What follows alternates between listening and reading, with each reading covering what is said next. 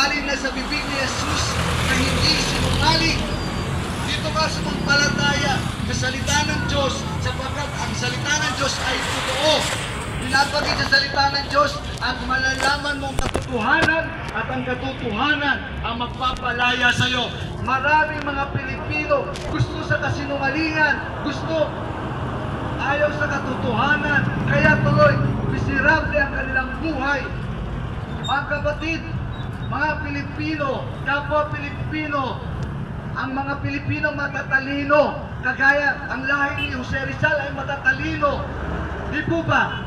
Kaya po, ang mga matatalino nagsasaliksik ang salita ng Diyos. At ang salita ng Diyos nagsasabi, at si Jesus na mismo ang nagsasabi, ako ang daan. Period. Wala na pong ibang daan para maligtas ang tao. Sinabi na ni Jesus, ako ang daan. Huwag ka nang magtanong kung ano ang daan para ikaw maligtas. Sinabi na ni Jesus, ako ang daan. At sinabi ni Jesus, at ang katotohanan.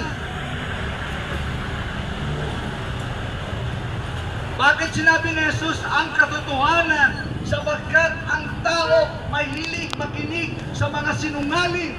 Ang tao po ay sinungaling. Sabi po ng Biblia yan. Amen. Subalit ang Diyos ay katotohanan. Ang Diyos na ang nagsasabi ng totoo.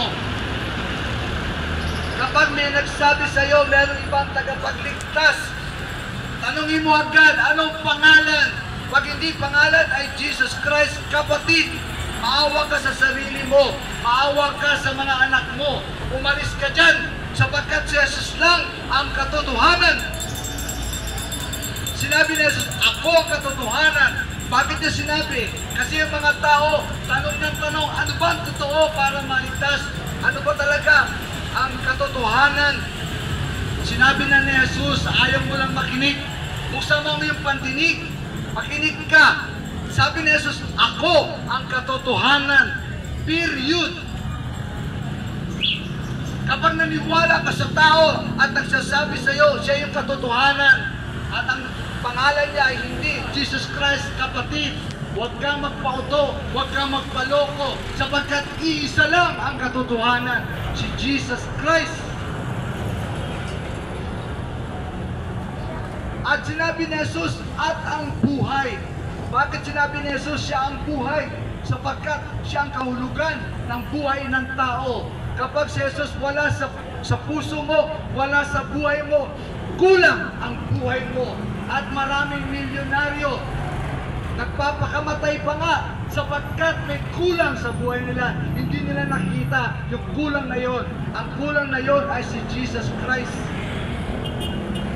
Subalit kung ikaw hindi man milyonaryo, pero meron ka ng Jesus Christ sa puso mo, sa buhay mo, kapatid, kompleto ka na.